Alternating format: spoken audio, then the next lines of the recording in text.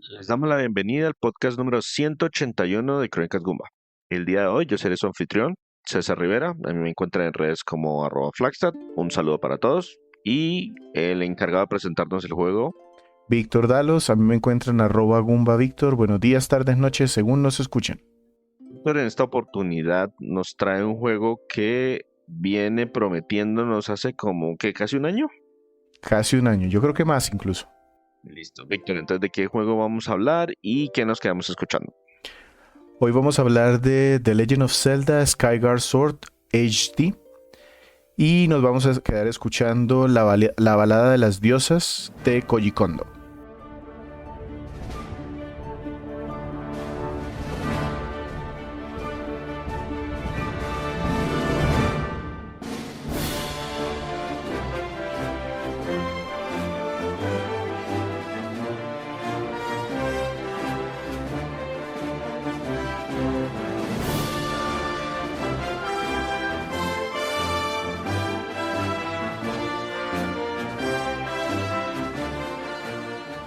Recuerden que este podcast lo encuentran en casi todas las plataformas disponibles para ese tema. Estamos en Spotify, en iTunes, en iVoox, en Deezer, en muchas otras plataformas. Y de verdad les agradecemos si se pueden suscribir en la que sea que nos están escuchando. Eso les permite a ustedes recibir notificaciones cuando publicamos episodios nuevos y a nosotros que más personas nos conozcan porque les aparecen de sus recomendados porque alguien más nos está escuchando. Bueno, Víctor, entonces, The Legend of Zelda Skyward Sword con la coletilla de HD Edition, version. Sí, HD. Ok. Esto es un remaster de un juego un poquito más viejo. Lo sé porque yo no jugué esta versión porque es exclusiva de Nintendo Switch.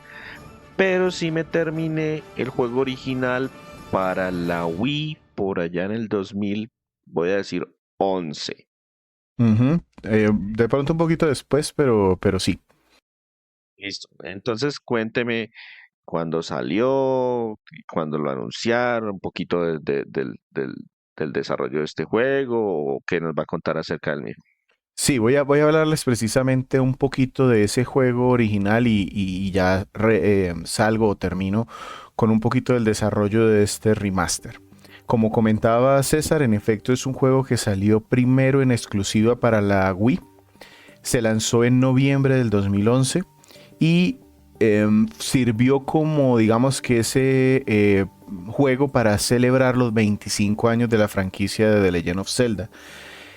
Era, digamos que el juego exclusivo de Wii hasta el momento. Antes había salido Twilight Princess, pero fue ese juego de lanzamiento que salió también en GameCube casi que al mismo tiempo. Eh, digamos que este sí era el juego que Wii podía ofrecer de The Legend of Zelda. Les traigo unos comentarios de pronto de Shigeru Miyamoto por allá en la página BG 24/7. Él hablaba de que su equipo de desarrollo para el juego de Wii era el más grande que había tenido la franquicia e incluso se atrevía a decir que casi que todo Nintendo, porque dice que tuvieron a más de 100 personas trabajando por 5 años, de los cuales los 2 primeros los utilizaron probando muchas opciones de jugabilidad, porque el mismo Miyamoto y Aonuma, que pues en ese momento era director y pasó a ser productor de la franquicia, dijeron que después de que terminó Twilight Princess, ellos alcanzaron a sentir la fatiga en la fórmula o en las mecánicas de la serie.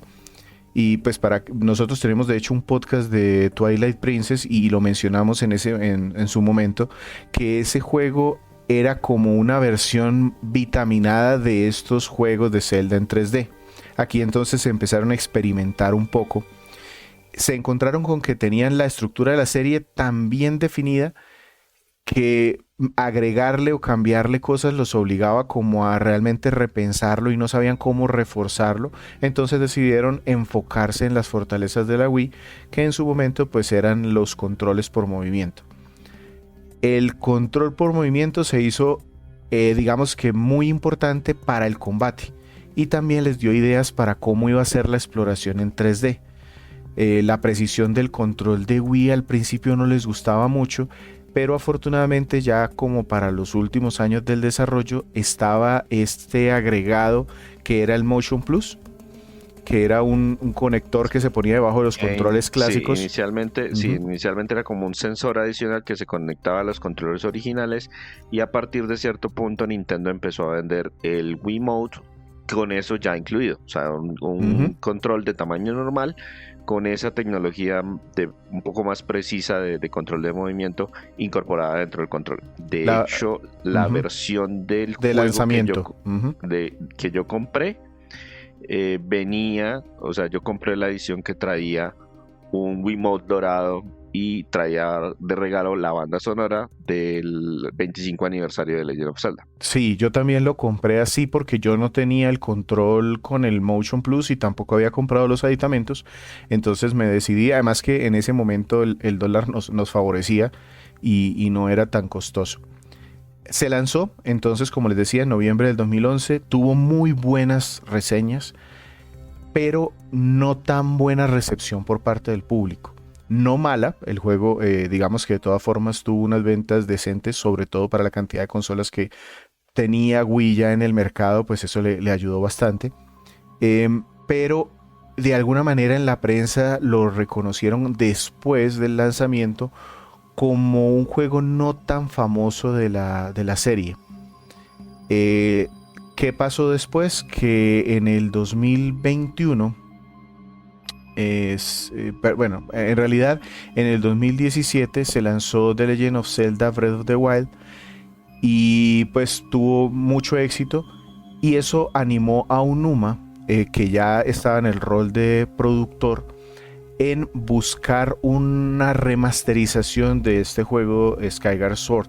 Él dice que quería darle una segunda oportunidad al juego, pulir algunas cosas que él sabía que no había podido, digamos que terminar de ajustar, como detalles, digamos que básicos en la jugabilidad, y le comentaba a Game Rant, otro sitio, que varios de los aspectos que les criticaron durante el lanzamiento de la versión de Wii eran digamos que eran algunas mecánicas muy rígidas o algo de tedio, sobre todo en la forma como presentaban la comunicación y algunos mensajes en la pantalla, y que él sabía que ese había sido un error del juego original, que decidieron atacarlo, digamos que mejorarlo aquí.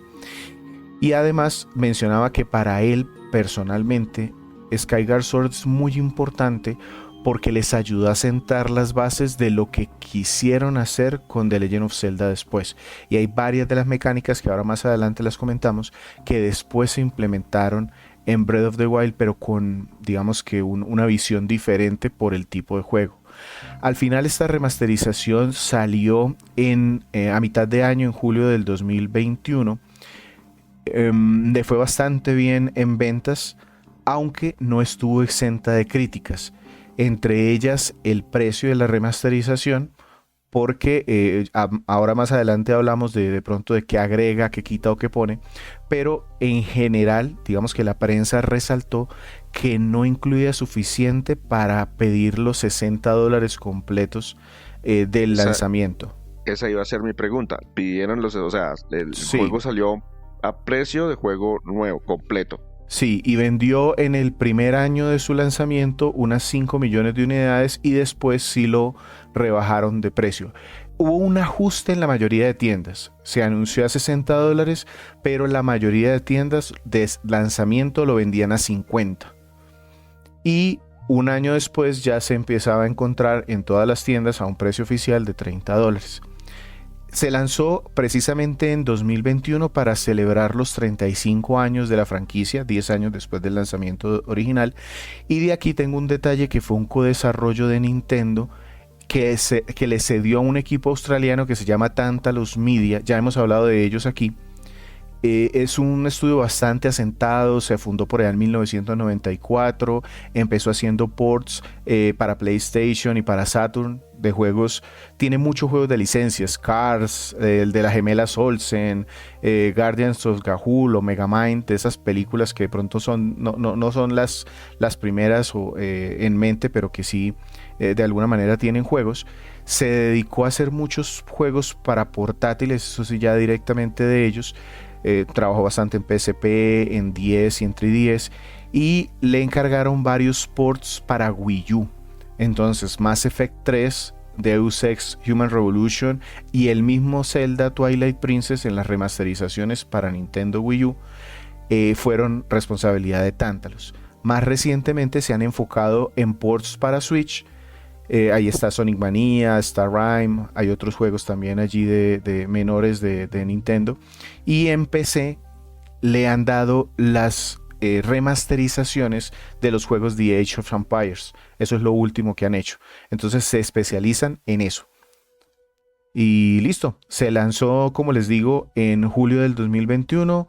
Tuvo buenas críticas en general, con unas críticas que ahora comentamos un poquito más adelante. Yo recuerdo un aspecto importante del juego original. El juego original, pues yo sé que más adelante va a explicar Víctor con más detalle, pero había un punto en que le decían, bueno, y ahora usted puede elegir lo que quiere hacer. Pero en el desarrollo del juego original, si usted hacía unas cosas en cierto orden, el juego se bloqueaba. O sea, usted ya no podía avanzar más en el juego. Y esa era la época en la que todavía no existían los parches, las actualizaciones. Eso prácticamente le bloqueaba todo el progreso. Eso fue famoso porque Wii en su momento pues tenía una tienda virtual, pero era bastante limitada, y se encontró con un problema en el save. Si se hacían algunas acciones, como dice César, en un orden determinado, era un orden específico, pero sí se encontró que el juego sencillamente no permitía avanzar. Le tocó a Nintendo, a través de su incipiente plataforma digital, lanzar un canal adicional para Wii. Es como si te descargaras otro juego. Él te decía, vaya a la tienda, entre a la sección donde dice, no recuerdo en ese momento cómo era que se llamaba, pero era un jueguito y se creaba un canal. Y ese canal funcionaba de alguna forma como un parche, antes de que los parches realmente se popularizaran, para que no hubiese problema con las personas que estaban jugando en ese punto. Listo, Víctor. Entonces, la verdad, este es uno de mis juegos de Zelda favorito. No precisamente por la jugabilidad o por los controles o por el aspecto visual, sino fue porque es para mí uno de los primeros títulos de la franquicia que de verdad tiene trama, o por lo menos personalidad para los NPCs y ese tipo de cosas. Cuénteme así en términos generales de qué va la trama de este juego, más o menos dónde se ubica en la línea temporal, porque eso es una loquera que nadie es capaz de explicar a ciencia cierta, ni el propio Nintendo. Pero pues digamos que cuál es nuestra motivación, además de hay que rescatar a Zelda. Bien, sí, por ahí Zelda tiene que ser rescatada en algún momento, pero como dice César, este juego le dio más peso a la narrativa, a contar algún tipo de historia, y incluso aquí también se empezó a imprimir parafernalia de la serie que no era común antes. Salieron estos libros de Hyrule Historia y cosas así, y este juego lo sitúan como el primer juego de una cronología muy enredada que tienen los juegos, como buscándole algún tipo de conexión a todos los juegos. Empezamos con un prólogo, de hecho es bastante interesante porque es una narración y nos muestran unas escenas en donde nos dicen que la tierra en general se fracturó, que las fuerzas del mar escaparon por esa fractura, destruyeron y arrasaron con todos los pueblos, atacaron a todas las criaturas porque estaban buscando a la Trifuerza. La Trifuerza es un poder que, según cuentan ahí, puede cumplir deseos. La diosa Hylia, que es heredera de las diosas doradas, se supone que antes existieron unas diosas que fueron las que crearon todo, reunió al pueblo, a los humanos que quedaban, y los elevó a los cielos para que vivieran en islas flotantes, para que no los atrapara el mal que estaba arrasando con todo. Y mientras tanto, la diosa y sus ejércitos lograron sellar al mal pero los humanos nunca volvieron a la superficie, se quedaron a vivir allá en el reino de los cielos, en una isla que se llama Skyloft. Ese es el prólogo. Y empezamos entonces, como siempre, con Link durmiendo, se despierta. Nuestra historia es ya en el presente de Skyloft, mucho tiempo después del prólogo, en donde se supone o nos cuentan que los descendientes de ese pueblo de Hylia sobrevivieron en relativa paz y bajo ellos, bajo las islas flotantes, solo hay un mar de nubes y ya se ha pasado de generación en generación la historia de que la tierra abajo de ellos se destruyó completamente, no hay nada y solo queda Skyloft. Entonces los jóvenes, en este caso Link, justo está en esa edad en donde ya está empezando a madurar. Él está en una academia estudiando para ser caballero y debe presentar unos exámenes. Dentro de esos exámenes está volar en unos neburis. Me gusta más el nombre en latino, lo voy a decir así porque me gusta más. En inglés es Loftwings. Son unos pájaros gigantes que les permiten moverse entre las islas flotantes.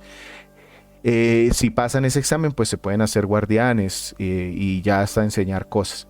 Aquí está Link entonces como un joven que entrena, le dan su traje verde, ese característico que vemos, ahí nos explican que en realidad ese traje es el uniforme que tienen los caballeros y que justo los de ese año pues son de color verde, entonces de ahí se supone que le dan como alguna explicación al traje verde de Link. Lo apoyan, hay varios amigos allí, entre ellos está Zelda.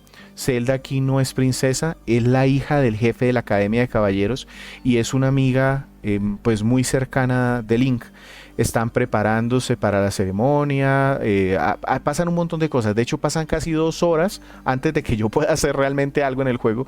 Eso Sí, a mí no me gusta tanto, pero... la intro es larguísima, pero Ujú. una de las cosas que me gusta es que como Zelda no es la princesa por allá inalcanzable, sino una amiga, Link tiene futuro, hermano. Link por fin como Sí, que sí, le... sí, hay alguna opción. hay algún tipo de relación más allá de que, uy, es la princesa y tengo que ir a rescatarla. Ese tipo de cositas pequeñas que agregaron a este juego es una de las cosas que me engancharon en este título. ¿Qué pasa? Que como no todo puede ser paz y tranquilidad, resulta que Link y Zelda salen a volar en sus neburis, a dar una vuelta por la isla y aparece un torbellino.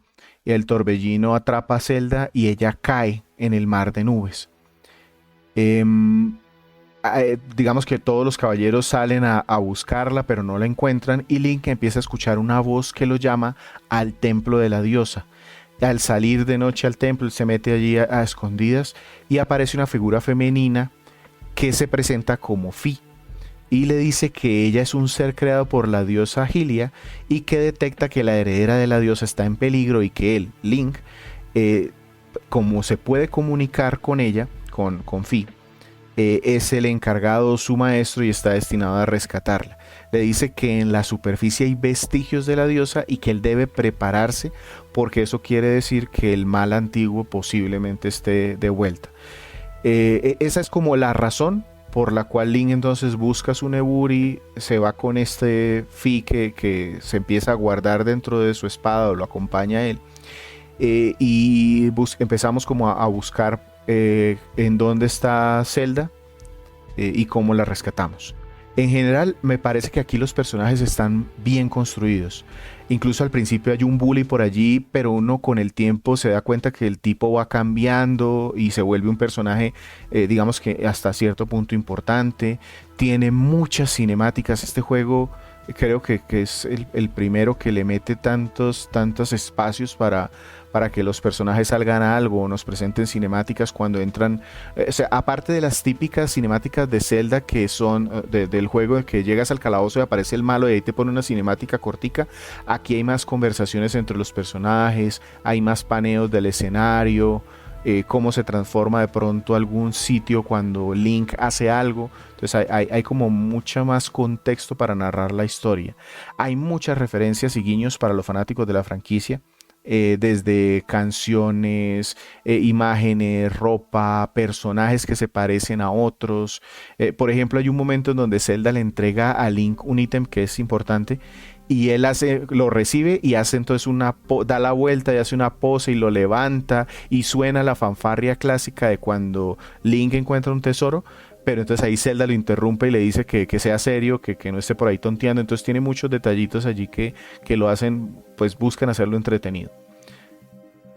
A mí hubo dos cosas que me gustaron. o por lo menos que me llamaron la atención de este juego. Y es que uno, el tema del Fi, la forma como funciona Fi, porque es muy rara. Normalmente los juegos anteriores, pues primero le habían dado a uno a Navi en los Ocarina of Time y en Twilight y en Majora's Mask, que era muy cansona. Luego cuando saltamos a Twilight Princess tenía una otra hada que también era, uy, pero era, uy, Dios mío, se las aguantaba. Y Ujú. Midna, que era también el acompañante, era bastante sarcástica. Aquí optaron por una Fi que parece como una inteligencia Es muy artificial. formal, sí. Ujú. Parece como una inteligencia artificial, como si lo hubieran programado y lo hubieran dejado ahí. Y lo otro que me gusta es que como temáticamente es el primer juego de la franquicia, hay muchas cosas que uno da como por sentado, que "Ay, hay que ir a buscar la espada maestra". No, porque todavía no existe. Entonces cambian algunas cositas y hay un par de giros que uno diría, ay, sí.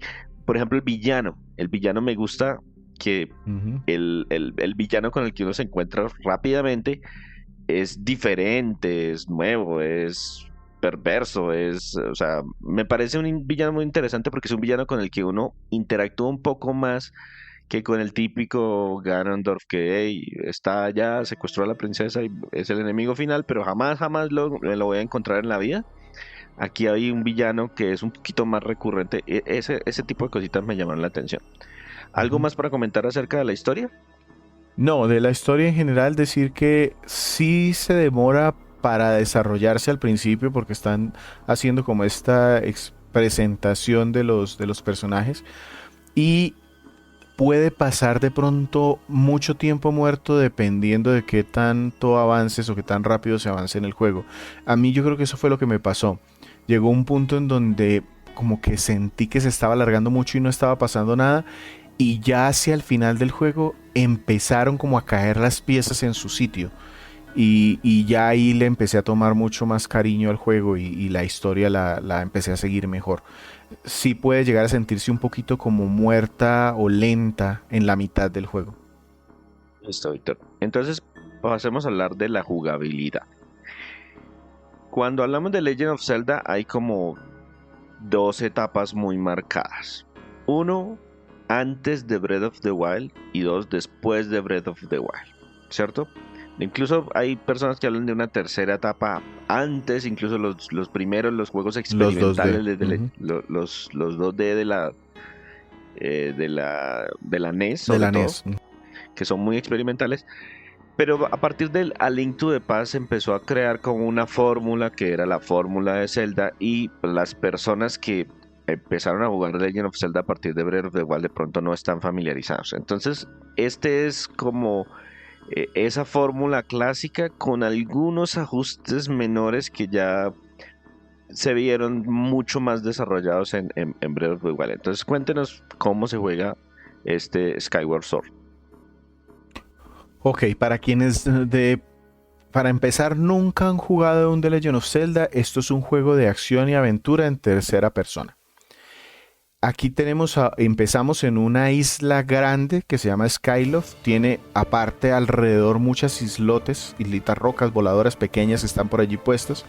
Y a medida que avanzamos en la historia se van abriendo espacios en el mar de nubes a donde podemos, digamos que acercarnos y visitar lugares en la superficie del mundo. Cuando dice César que esto tiene la estructura clásica, es que The Legend of Zelda de alguna manera él tenía como una fórmula muy definida. Eso viene desde los juegos en dos dimensiones, pero con Ocarina of Time como que se tradujo a los juegos en tres dimensiones de una muy buena forma. Es que tenemos un espacio relativamente amplio, pero no es un mundo abierto para explorar. Ahí encontramos algún tipo de herramientas que nos permiten llegar hasta un calabozo, que normalmente puede ser un templo, una caverna, cualquier cosa que sea un poco más cerrada y que representa y tiene algún tipo de reto. Puede ser un laberinto, puede ser un tema de muchos monstruos, puede ser un tema de acertijos que hay que resolver. Necesitamos normalmente encontrar allí un ítem que sin el cual no podemos avanzar, apenas lo tenemos, nos enfrentamos a un monstruo final y listo, volvemos a salir al mundo semiabierto para repetir la fórmula. Ese es como la forma en donde normalmente nos encontramos cuando nos referimos a un Zelda de estos clásicos. Todo eso lo tiene este juego.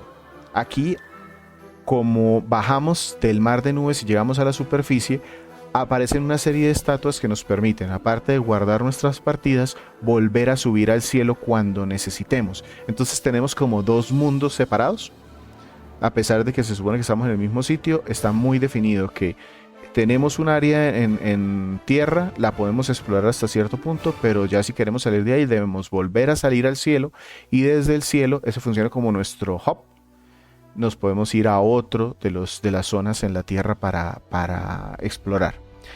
El ciclo entonces es como se los decía, y hay algunas mecánicas en las cuales quiero, digamos que resaltar primero el control. Porque como les comentaba, este juego se diseñó pensando en el control de movimiento. Entonces, digamos que el control de movimiento en el juego de Nintendo Switch es una versión ligeramente mejorada del juego original de Wii. Se ataca con movimientos o gestos de la mano. Entonces, si quiero hacer un ataque horizontal con la espada, tengo que mover la mano hacia un lado con el control. Si quiero hacer un ataque vertical, entonces tengo que hacia arriba o hacia abajo mover el control. Y esto es supremamente importante porque precisamente todos los combates están diseñados con eso en mente.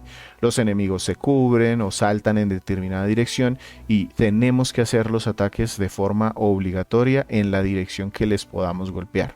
Sí, normalmente los enemigos, por ejemplo, tienen un escudo y dejan vendido un lado del cuerpo. Entonces uno tiene que atacar en esa dirección para poderlos golpear, porque si de pronto los lanza un ataque vertical, ellos bloquean y contraatacan. Entonces ahí es que buscar esas aberturas, y para hacerlo hay que hacer el movimiento correspondiente. Correcto. Aparte, otra de las mecánicas de apuntado con el control de movimiento es precisamente en algunos puntos podemos pasar una vista en primera persona y podemos apuntar con el control hacia la pantalla. Muchos juegos de Wii utilizaban esta mecánica y los hacían bastante juegos divertidos, sobre todo los de disparos. Funcionaban sencillamente apuntando a la pantalla y eran mucho más precisos. Era una de mis formas favoritas de controlar en esa consola. Entonces, en este caso, algunos de los ítems que Link maneja funcionan apuntando. Hay un escarabajo, por ejemplo, volador, que yo lo apunto y disparo y luego lo controlo de alguna manera después de que lo hago, o el arco y la flecha funcionan bastante bien apuntando a la pantalla. Y otros ítems también se manejan con gestos. Entonces hay por ahí un látigo que yo tengo que hacer un gesto rápido para que se sienta como que es un látigo, o unas garras para escalar también funcionan más o menos así. En Wii, el Motion Plus, digamos que le da una medida adicional de precisión con respecto a lo que normalmente funcionaba en Wii. En Switch tenemos una mejora de ese control, es decir, es bastante preciso. Y tiene la gran ventaja, en Wii se tenían unos sensores ópticos para estar calibrando el control. Aquí no hay necesidad de hacer eso en los controles de Switch, eso es bastante bueno. Para mí eso es una gran mejora. Pero también depende de si te acostumbras. Por ejemplo, Andrés era uno de los que nunca se acostumbró a jugar con controles por movimiento en ninguno de los juegos de Wii. Entonces, posiblemente a él eso, si no te gusta eso, pues posiblemente ese tipo de control aquí tampoco funcione. Le agregaron un sistema de control adicional en Nintendo Switch, que fue tratar de buscar que se controlara como con un control clásico. Entonces mueves el personaje normal, apuntas moviendo un stick. Y eso tiene que existir, porque recuerden que hay una versión de Switch que no se le pueden desacoplar los controles, que es la Switch Lite. Y pues eso, si quiere usted jugar esto, pues no vamos a sacudir toda la consola, sino que nos toca utilizar esa versión alternativa de control. Funciona bien, tiene una curva de aprendizaje, porque no es directamente ajustarse a un juego 3D. Por ejemplo, la cámara, necesitas dejar presionado un gatillo para mover el stick y así se controla la cámara. ¿Y por qué es esto? Porque reemplaza los gestos de movimiento con el stick derecho. Entonces le da prioridad a los ataques del arma, moviendo los sticks para un lado, para arriba o para abajo, reemplazando los gestos de movimiento. Funciona bien. Yo terminé jugando el juego así, en este modo. Los controles por movimiento los utilicé, me parece que están bien, pero preferí utilizar en la mayoría del tiempo los botones. Como les decía, funciona bien, pero tienes que aprender a jugar, sobre todo estos temas de cambio de cámara y eso sí pueden gastarte algo de tiempo. Ya saliendo del tema de los controles, ya voy a mecánicas especiales de juego. Le agregaron una ruedita de estamina, que parece una mandarina, se ve como si fuese una mandarina sí, como por octavos. Por octavos se va, puedes correr, puedes escalar, puedes nadar. Hay determinadas acciones que te consumen esa estamina. Y eso lo que hace es que pues te limita el acceso a algunas zonas. La estamina realmente no se puede mejorar aquí, pero sí ganas movimientos adicionales que te permiten que la estamina te aguante. Por ejemplo, nadar. Al principio tú puedes nadar un tiempo determinado, pero luego ganas un movimiento especial que te permite llegar más lejos con la misma estamina. Eso se vería evolucionado precisamente en el de Breath of the Wild, que la barra de estamina es súper importante y hay que subirla un montón de cosas. Y a mí en este juego me gustó que era una forma de correr, porque en los juegos anteriores no existían mecánicas o no existían formas de ir más rápido. La única forma era el truquito de dar rollitos en el suelo, que era súper aburridor porque el Link cada rato, y no, cojo oficio. Y aquí por lo menos con esa barrita que sí, se consumía relativamente rápido, pero oiga, por lo menos puedo correr un poquito si quiero llegar más rápido a un lugar que ya sé dónde está. Correcto.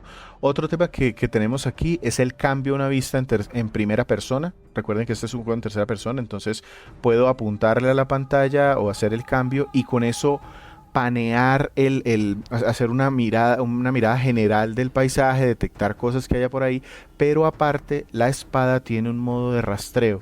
Entonces si tengo que buscar un ítem especial o alguna persona o algo así, era una forma como de poner un rastreador, miraba en primera persona y sabía más o menos hacia dónde dirigirme.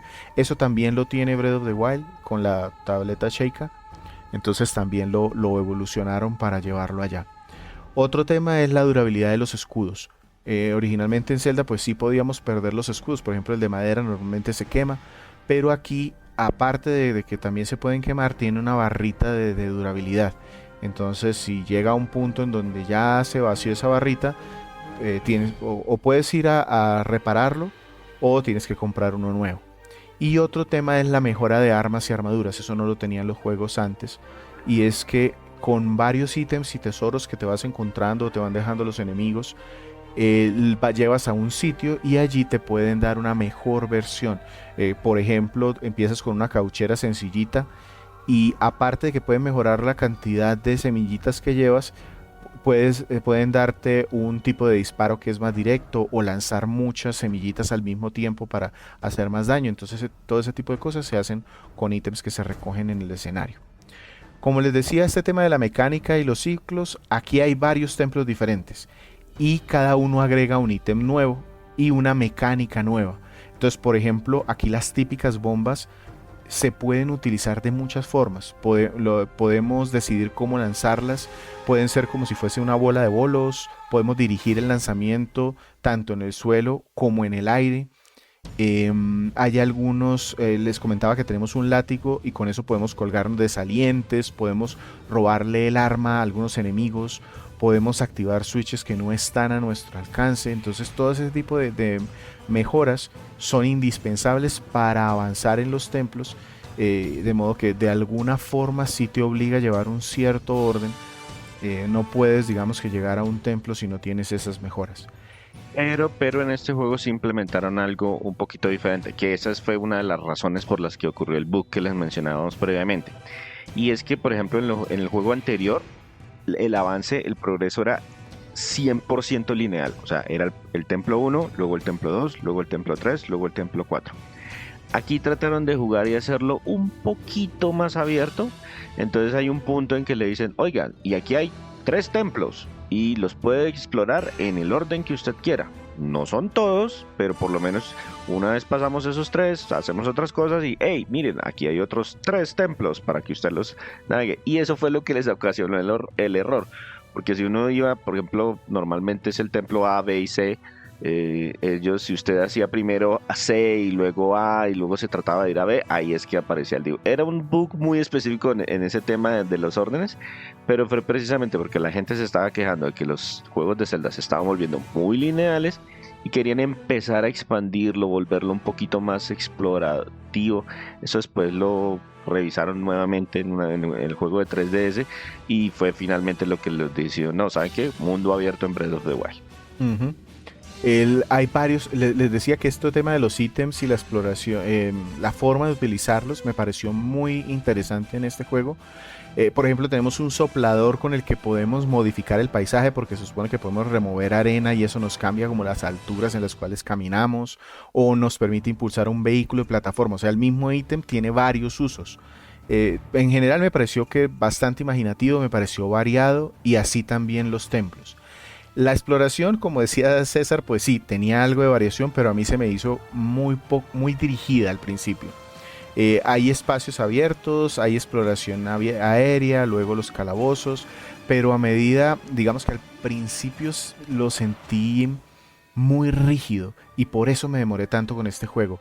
Las primeras 20 horas tal vez yo me sentí muy aburrido porque tenía muy pocas opciones, pero después de que pasé como esa sección, se hizo mucho más abierto el mundo, tenía más opciones porque tenía más ítems y podía explorar más. Entonces ahí fue donde ya le tomé gusto. Por ejemplo, en las islas flotantes hay una mecánica de cristales de gratitud. Y estas son como unas recompensas específicas por cumplir misiones secundarias, que eso también es un agregado aquí, si bien otros juegos también ya lo tenían, aquí lo hicieron como muy evidente, estas son misiones secundarias y te dan una recompensa diferente y que te sirve para mejorar la vida de Link. Este en general se me hizo un juego largo. Yo me tardé como unas 50 horas en pasarlo, las cuales, lo que les decía, las primeras 30 se me hicieron muy tediosas. Por eso me demoré en terminarlo. Pero le agregaron mejoras en la calidad de vida, que según dicen en general le quitaron unas 10 horas de tiempo innecesario que tenía antes el juego. ¿Qué mejoras de vida tiene? La velocidad de las conversaciones, se puede avanzar, se puede interrumpir a Fi, porque Fi muchas veces decía o quería dar información, aquí eso lo dejaron muy opcional. Hay menos textos describiendo las cosas, ya si uno quiere verlos puede entrar y ver el complemento de la información. Los tutoriales antes interrumpían mucho el juego, aquí los distribuyeron un poquito mejor. El uso de ítems, al tener más botones en el control, es más fácil también. Podemos eliminar escenas repetidas. Recuerdo que cuando yo también lo jugué en Wii, nunca lo pasé, pero cuando cogías una rupia de determinado color, no importaba cuántas veces la encontraras, siempre te salía el mensaje: encontraste esta rupia que vale tanto, uy, qué suerte, o algo así Sí, decía. era un error de diseño muy, muy, muy bobito, porque era la primera vez en su sesión de juegos que usted encontrara una rupia de esa cantidad, le describían el monto. O sea, si usted había conseguido 50 rupias rojas en su sesión anterior, pero era la primera vez que encendía la consola el día de hoy y cogía una rupia roja, otra vez le decían cuánto valía una rupia roja. Y usted apagaba, y la siguiente vez que encendiera la consola, otra vez le volvían a decir cuánto valía una rupia roja. Era como si el juego no se acordara que usted jugó ayer y ya le habían dicho cuánto valían esas rupias. Correcto. Y ya de todas esas cositas que mejoraron, el juego se siente un poquito más ágil. Y en cuanto a jugabilidad también el personaje se mueve bien con las observaciones que les hacía. El control por botones tiene una curva de aprendizaje, pero una vez la superas el juego se siente mucho mejor. Yo me demoré unas 10 horas en terminar los primeros 10 templos que se me hicieron muy parecidos entre sí. Eso puede resultar un poco tedioso y viene como esa combinación. También en ese momento la historia estaba más quieta, más estática. Entonces la historia no avanzaba, la jugabilidad estaba como muy dirigida en esa primera parte del juego. Ya la segunda mitad del juego me parece que se desarrolla mucho mejor. Yo tengo una pregunta, Víctor. ¿Qué tal le pareció el nivel de dificultad? Porque yo recuerdo que la vez que lo jugué hubo uno de los primeros jefes, si no me acuerdo, que me costó mucho trabajo porque es el jefe que, entre comillas, le enseña a uno a jugar, pero le enseña a uno a jugar a las patadas. Entonces yo prácticamente estaba como lanzando literalmente bastonazos de ciego para tratar de matarlo. y después de ese punto ya todo suavecito hasta el final. Creo que tiene que ver con la curva de aprendizaje del control. Sí, es la forma de mostrar el tutorial, no estaba bien hecho. Yo creo que aquí en este juego la dificultad es la misma, solo que como te están presentando mejor los tutoriales, se hace más suave avanzar. No lo sentí difícil en ningún momento, aunque sí hay unos enemigos que son complejos. Les quería recordar que, o sea, el combate en este juego tiene un punto predominante. Y los jefes finales tienen algunos patrones para poderlos eliminar. Eso es típico de la serie. Pero en este juego esos patrones también tienen que ver con tu habilidad con el control para asestar los golpes cuando es. ¿Qué me encontré que de pronto no me gustó mucho? En el control por botones puedes spamear un tipo de ataque. A diferencia del control por movimiento, que si haces un slash a la derecha, pues tienes que devolverte con la mano para volverlo a hacer en la derecha. Aquí tú puedes coger el stick y darle duro, duro, duro para la derecha y él lanza 50 golpes. Entonces algunos enemigos se me hicieron muy fáciles porque el control lo permite. Listo. Este juego pues es una versión en alta definición porque la capacidad técnica de la Wii se quedaba hasta en 480p, que no alcanzaba a ser alta definición. Pero adicionalmente, una de las ventajas que tenía el título es que utiliza un estilo gráfico que no le apunta tanto al realismo como el Twilight Princess. Entonces cuénteme qué mencionamos del aspecto visual de este Skyward Sword. Este juego es de los que envejece bien. Si ponen a un lado este Skyward Sword y Twilight Princess, a Twilight Princess se le ve mucho la edad, porque a pesar de que les mejores la textura, los modelos, los colores y el estilo semi-realista o apuntando a realista, no le permite envejecer bien. En cambio en este, como dice César, tenemos cel shading y la inspiración artística es impresionismo. Entonces aquí mencionan a Monet, mencionan a Cézanne, detalles contrastantes, mucho color, mucho énfasis en la luz. Entonces pasamos por parajes de diferentes colores y esos colores son bien llamativos. Entonces el bosque tiene unos verdes, muchos verdes diferentes que no se ven claramente las hojitas, sino como si fuesen manchones de pintura. Lo mismo pasa en el desierto, en el mar, en las fábricas antiguas, zonas inundadas. Digamos que tiene bastante variedad, eso me gustó. Hay bastante color pastel imitando pintura de óleo. Los personajes en esta versión están retocados y mejorados. Sobre todo se notó la mejora en el detalle de los personajes y en la iluminación, que le da otro punto para que se vea mejor.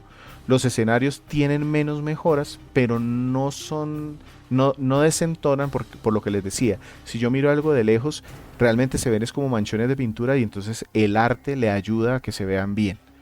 De hecho, la versión de Wii, que eso fue uno de los trucos que utilizaron para ese juego, utilizaba ese tema del manejo de distancias. Entonces, como eran por islas, lo que usted tenía a su alcance en la isla se veía más o menos detallado, pero lo que estaba de cierto metraje en adelante se veía súper borroso, a propósito como manchitas de pintura estilo La Noche Estrellada, para que se diera cuenta que eso estaba lejos y punto. No me voy a preocupar en renderizarlo, no voy a gastar procesamiento gráfico en eso para que funcione relativamente bien en la consola original. Wii tenía un efecto que se llama color dithering, que es para explicarlos como un difuminado. Entonces el efecto se usaba en la Wii para dar la sensación de profundidad. Entre más lejos estuviera algo, se hacía como un difuminado, se perdían los detalles del color, pero e incluso el color también iba como más oscuro o más claro dependiendo de dónde estuviera la luz. Con eso la Wii tenía que procesar menos cosas y se daba el efecto de la profundidad. En la Switch ese efecto se quitó porque la mejor resolución y la calidad de la textura pues permitió eliminar el efecto, mejorando la presentación general. Entonces gráficamente este juego, si bien no es revolucionario, sí se nota la mejora gráfica. El análisis de Digital Foundry resalta que la versión de Switch es más que un remaster para ellos, así lo dicen en su presentación, por lo que decía César, la resolución de Wii era 480p, en Switch llegó a 1080p, siempre estable a 60 cuadros por segundo, aunque en las dos versiones, tanto la de Wii como la de Switch, se siente fluida. Es muy estable y eso hace que no se sientan como que hay problemas en el movimiento. Y aparte, todo este tema de que el cargue de las texturas y los tiempos entre los escenarios es mínimo. Entonces eso también está muy bien logrado desde el punto de vista técnico. Los modelos de los personajes, como les decía, son sencillos, pero suficientemente detallados para que se vean sorprendentes. Las texturas en la ropa, sobre todo, se ven muy bien. Y por último, la velocidad y la cadencia es muy estable. Incluso me puse a compararlo con otros juegos y este tiene un ritmo muy parecido en cuanto a correr, en cuanto a cuando cae el personaje. Todo se siente bastante bien. Tiene algunos detalles que eso pues es precisamente porque es el juego original los tenía. El personaje todavía rota un poquito, como que le falta ese cuadro de cambio de velocidades. Trae el mismo de la versión de Wii. En cuanto a la música, yo sé que esto está lleno de guiños a juegos anteriores. De hecho, una de las primeras sorpresas cuando se lanzó el juego original era que una de las canciones era una canción que ya conocíamos, pero puesta en reversa. Entonces, ¿qué encontramos en esta versión HD de Skyward Sword? Aquí hay un par de compositores, pero bajo la tutela de Koji Kondo. La novedad es que estos dos autores, estos dos compositores, después fueron los que se encargaron de la banda sonora de los siguientes juegos. Me parece que es una de las bandas sonoras menos apreciadas de la saga, pero de forma injusta porque es muy buena. Casi toda tiene una línea teatral, es orquestada. Fue el primer juego de la serie que contó con música orquestada y tuvieron conciertos en vivo para celebrar los 25 años y casi todo venía de esta banda sonora. Las canciones en donde están Link, Zelda o Link y Fi son muy emocionales, o sea, están muy bien diseñadas para... las de Link y Zelda se escuchan románticas.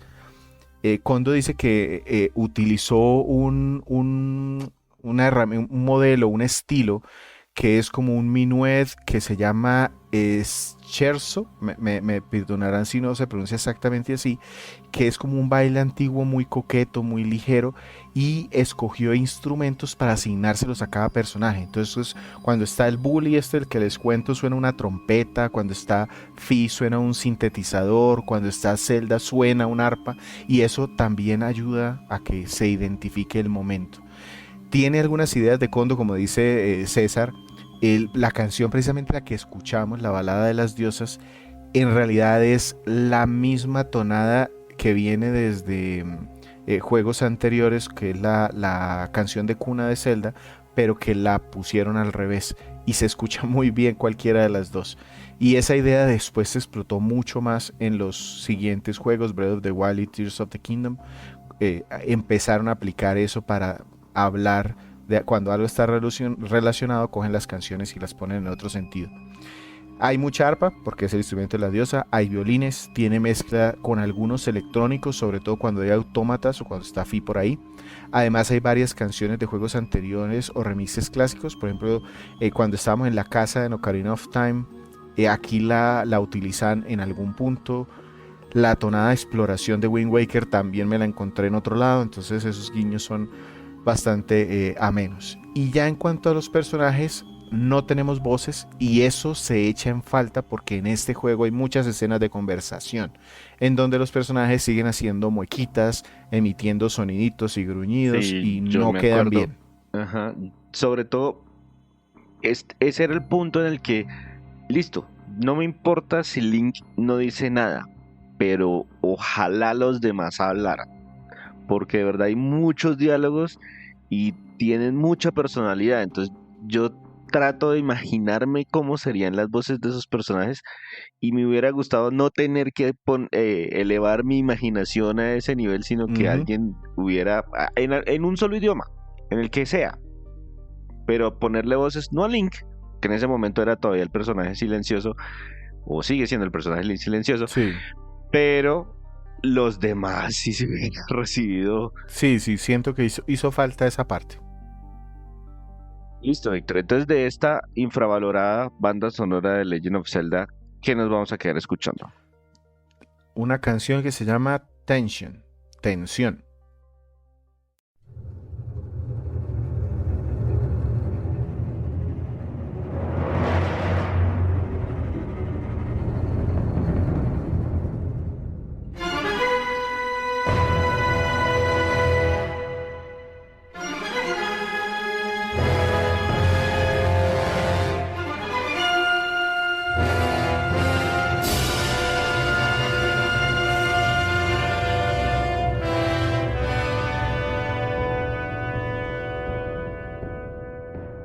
El día de hoy les estamos hablando de Legend of Zelda Skyward Sword HD para Nintendo Switch, un juego que salió a mediados del 2021.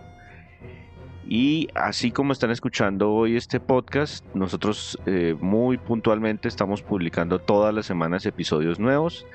De verdad los invitamos a que se suscriban en la plataforma que ustedes prefieran. Yo sé que hay muchísima gente que escucha música en Spotify. En Spotify estamos disponibles y asimismo en muchas otras plataformas para que de verdad nos apoyen con esa suscripción que es totalmente gratuita. Entonces, Víctor, cuénteme para usted cuáles son los aspectos positivos de este Skyward Sword versión HD para la Switch. Son bastantes, tengo 5 puntos. El primero, la historia está un poco más desarrollada y es bastante cinematográfica, con escenas bien logradas. La relación con Zelda se explora de una forma diferente. Lo que decía César, ya no es una princesa con un campesino. Aquí los personajes tienen alguna relación. Además también hay personajes secundarios que se me hicieron interesantes. Entonces, por ejemplo, los tenderos tienen espacios en donde nos dan misiones secundarias y nos enteramos un poquito más de quiénes son. Eso me gustó porque se siente que ese pueblito allá arriba está vivo. Otro punto, el combate. Me pareció divertido, con todo y que el control de movimiento o el control por botones tiene su propia curva de aprendizaje, sí es un control estratégico. Los enemigos de varios calabozos se me hicieron muy entretenidos. Por ejemplo, hay un autómata por ahí que tiene varios brazos y tenemos que jugar a desarmarlo para poder quitarlo o atacarlo con sus propias armas. Eso me pareció... Ese jefe dije, esto no se puede hacer sino en este juego. Me gustó bastante. Otro, los calabozos tienen cosas muy interesantes, mecánicas bastante novedosas, sobre todo los del final del juego. Hay alguno, por ejemplo, en donde hay dos como épocas diferentes que se activan porque yo le pego a un cristal.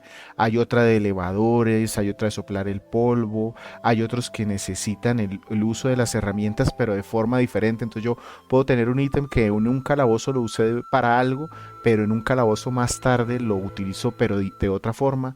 Las mecánicas nuevas que se activan por el movimiento, por ejemplo el dron el insecto, o buscar un ítem con la técnica de rastrear o mover plataformas con un látigo, en general me pareció que están bien hechas y los mapas están bien diseñados en los calabozos.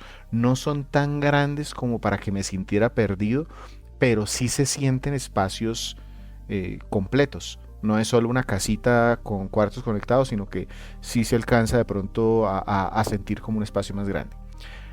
Cuarto, los aspectos artísticos se me hacen muy bonitos. Los gráficos se ven beneficiados por las texturas, por el modelo de los personajes. En general los paisajes solo requirieron una pequeña mejora de resolución y de texturas y siguen funcionando bien. Lo que les decía, que los personajes se mueven un poco rígidos, pero no me pareció molesto. Y también la música está muy bien cuidada. Y ese asunto de mezclar temas clásicos reajustados también me gustó. Y ya por último, el control, que si bien no es perfecto y no lo era en el lanzamiento, lo criticaron mucho. En esta versión HD... Yo tengo una anécdota con ese control. Sin darles spoilers, el jefe final requiere un movimiento que era casi aleatorio lograr hacerlo con el control original para Wii. No, aquí yo también spameé. O sea, el control por botones tuve que spamear, pero me funcionó. A lo que voy es que no deja de ser una configuración rara, pero me gusta. Solamente en este juego se puede utilizar así. Me parece que eso, pues a muchas personas puede no gustarles, pero hay que admitir que es novedoso. Es algo que agrega. Y me gustó que en la versión HD le agregaran las dos opciones de controles. Esas son las cosas que tengo como buenas. Listo, Víctor. Entonces, ¿hay algún aspecto negativo? Totalmente malo no, pero podría poner como malo que sí tengo muchos detalles que a mí personalmente me molestaron y que entendería que hacia otra persona, 3 o 4 de estos le parecen o también le molestan, pues ya empiezan a hacerse negativos. Esos que no son tan, o sea, que no arruinan el juego directamente, pero que le pueden molestar a alguien, tengo aquí 6 puntos. El primero es que tiene muchas acciones que no aportan nada. Entonces, por ejemplo, hay unas opciones en las conversaciones que no tienen ninguna relevancia. Te dicen abrir el paracaídas, se supone que es algo que yo debo hacer, pero se abre automáticamente. Entonces, ¿para qué me dicen que lo abra yo si alguien me lo abrió automáticamente? Aprender canciones en realidad es solo pararse en un sitio y no hay que moverse ni nada. Me dicen, ¿aprendiste tal canción? No, mentira, solo me paré ahí. Y si hacen la paparrucha de que me están enseñando algo, no me dejen tomar opciones y me digan que puedo abrir una puerta si no tengo yo que hacer nada, sencillamente con pararme ya se abre. Hay muchas conversaciones con opciones que pareciera que tienen algo que ver en la historia y no. Entonces, ¿para qué las ponen? Me parece como que se estuvieran burlando de mí como jugador. Otro tema es que al principio lo que les decía en varios puntos se me hizo muy lento. Las dos primeras La horas, introducción, el prólogo sí. es eterno. Ujú. Y eso que viene de Twilight Princess, que tenía un prólogo eterno. Sí, sí, correcto. Las 2 primeras horas después del prólogo también son de ir hablando de aquí para allá con gente y yo no hago nada. La exploración se me hizo muy aburrida al principio. En la Tierra al principio hay muy poco por explorar, todo lo sentí como muy limitado. Y en el cielo hay un montón de rocas, pero al principio son solo rocas, no hay nada. Ya se activan cuando ha pasado algo de tiempo, y algo de tiempo ya me refiero a 20 horas de juego. Entonces había muchas cosas para hacer que ya me dio pereza al final hacerlas porque pues ya mi personaje estaba muy encarrerado y de volverme a buscar ítems o corazoncitos, ya no lo vi necesario.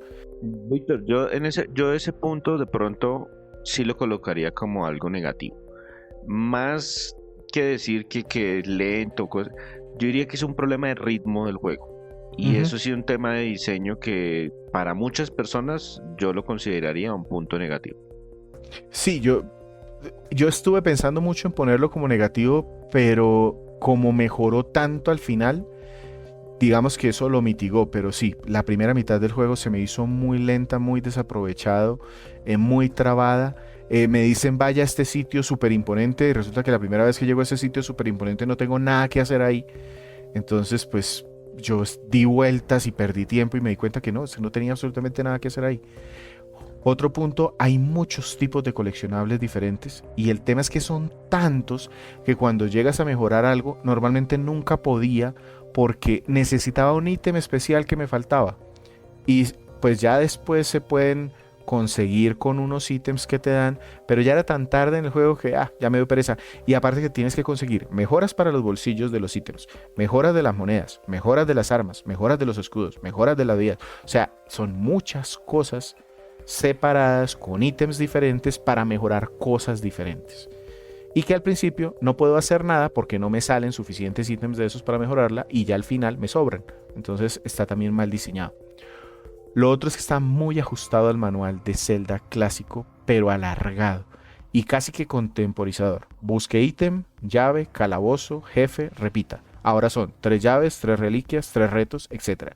Es muy repetitivo al principio. Incluso algunas peleas que se supone que deben ser memorables, te las empiezan a repetir y eso les quita lo memorable.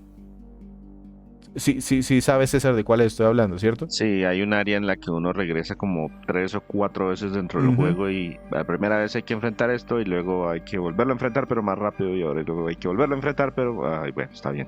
Exacto. O sea, al principio yo decía, uy, no, este bicho enorme, terrible, ¿cómo lo voy a matar? Ay, sí, lo maté. Y la segunda vez, ¿otra vez? Y la siguiente es, ¿otra vez? Y es el mismo. Entonces eso no me gustó. Y ya de la versión en particular de Switch, un temita que fue polémico, y es que le agregaron como mejora de vida, y no la comenté, un viaje rápido. Y yo les decía que hay que llegar a unas estatuas para poder subir cuando estás en la superficie, en la tierra. Llegas a la estatua y de ahí puedes ir al hub que queda en el cielo. Aquí le agregaron una mejora de vida, que es que puedes tener un viaje rápido si solo si compras un amiibo. No se necesita, no es obligatorio, por eso lo dejo como algo feo, como algo que no es malo de por sí, pero sí le molestó a mucha gente, a mí incluido, porque pues era una mejora de vida sencilla de implementar. Ese es el amigo del pajarito. Ajá, Ok. sí es bonito, pero pues no lo iba a comprar. Sí, no es tan bonito tampoco. Exacto. Y el segundo punto, que ya es puntualmente de la versión HD de Switch, el precio de lanzamiento, que ya les había comentado. Este juego mejoró gráficos, agregó mejoras de vida por aquí y allá, pero no es un juego muy diferente al que se lanzó 10 años antes. Entonces era una gran oportunidad para que nuevas personas lo probaran, que de pronto en su época no lo pudieron hacer, pero se me hace que el precio de lanzamiento no se justificaba. Y curiosamente lo que les decía, este es uno de los pocos juegos que ha bajado bastante de precio, y en las tiendas de cadena. Si ustedes van a las tiendas de cadena, se consigue a bajo precio, y si lo buscan por ahí por los mercados o con las personas que ustedes compren, este es un juego que no les va a costar más de $30. Lo van a conseguir a $30 hoy. Yo tengo encristado en mi cabeza que una remasterización, un juego remasterizado debería venderse, si es solamente remasterizado realmente, entre 30 y $40, pensando en que, bueno, sí, listo, es el mismo juego, le mejoraron algunas cositas y de pronto le hicieron algunos ajustes aquí y allá. Bueno, puedo justificar los 40, pero más allá de $40 ya no sé, me duele el bolsillo pensar para Sí, una versión remasterizada. Un remake, pues un remake es prácticamente lo construyeron de cero, hagan lo que se les dé la gana, cóbrenme lo que necesiten cobrar. correcto. Yo lo compré también a un precio bajo, y que porque tenía la espinita de que nunca terminé el de Wii. Entonces era como mi reto. De hecho, este es el primer reto que cumplo. Lo puse como un compromiso mío de este año, y me El costó año mucho. pasado.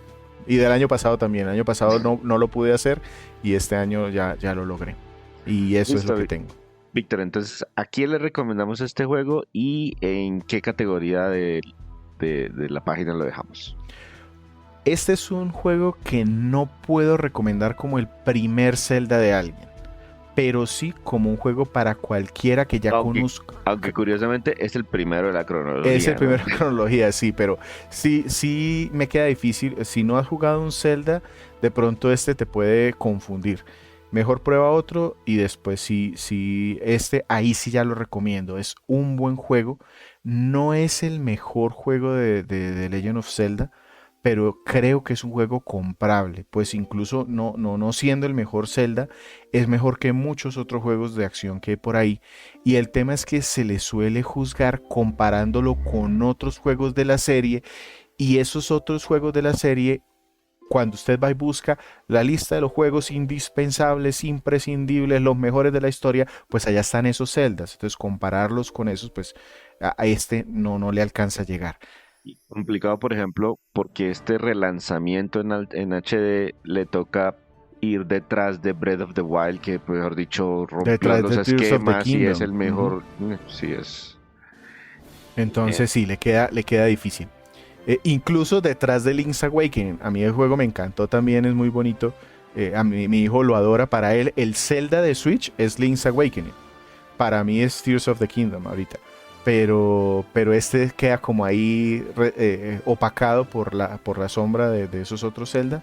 Pero es un buen juego, creo que es un juego comprable. Listo, Víctor. Entonces, con esto pasamos a despedirnos. Este fue el podcast número 181 de Crónicas Goomba. Mi nombre es César Rivera, me encuentran en redes como @Flagstad. Un saludo para todos y también se despide Víctor Dalos, a mí me encuentran en @GumbaVictor. Quiero agradecerle muchísimo a nuestros escuchas las personas que escuchan Crónicas Goomba los tengo yo en la imagen de que son personas entendidas y distinguidas porque me hacen preguntas bien interesantes. Muchísimas gracias por escucharnos el día que haya sido hoy.